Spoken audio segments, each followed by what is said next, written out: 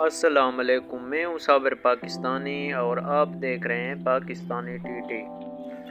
افریقی ممالک سوڈان میں گزشتہ ہفتے فوج ایک پیراملٹری گروپ کے درمیان جاری لڑائی میں 100 سے زیادہ شہریوں کی موت ہوئی ہے۔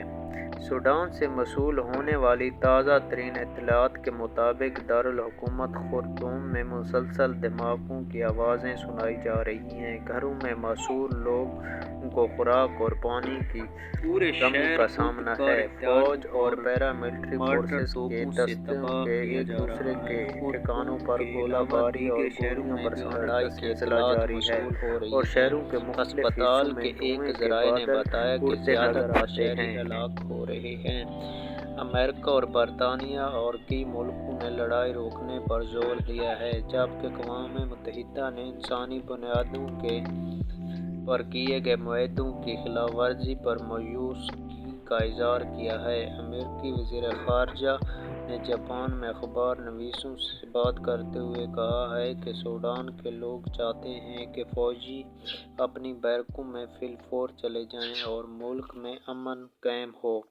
برطانوی وزیر خارجہ نے کہا ہے کہ سوڈان کا مستقبل 2 جرنیلوں کے ہاتھ میں ہے اور انہیں چاہیے کہ امن قائم کرنے میں پہل کریں۔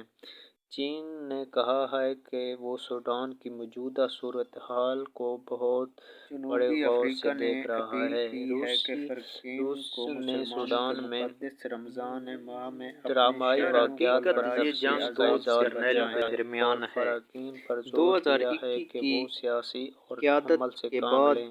ان کے جرمنی درمیان نے کہا کسی ہے کہ وہ اختلافات کا کوئی نشان تک نہیں بحرانوں رہا۔ کی نمٹنے کے لیے بنائی گئی خرطوم میں کمیٹی آگ کا کے اجلاس شعلے اور دھوئیں بلا دیکھے لیا جا ہے سکتے ہیں، اور وہ کیونکہ سوڈان دونوں کی جرنیلوں صورتحال کے پر زیر نظر رکھے سابقہ ہوئے ہیں۔ حکومت جنوبی آپس افریقہ کے نے ارکان کو لڑائی ان ہو کے رہی ہے۔ پرانے عہدوں پر بحال کرنا شروع کر دیا ہے۔ یہ واضح ہو رہا تھا کہ جنرل برہان کا منصوبہ عمر البشیر کی پرانی حکومت کو سوڈانی اقتدار میں افسر بحال کور کے کرنا ہاں ہے۔ بڑے بڑے عزائم کو دیکھتے ہوئے اس بات کا امکان کہ وہ کسی عہدے تک پہنچنے کی کوشش کر رہے ہیں۔ سوڈان کی آزادی کے بعد بیشتر علاقوں میں فوج ہی اقتدار میں رہی۔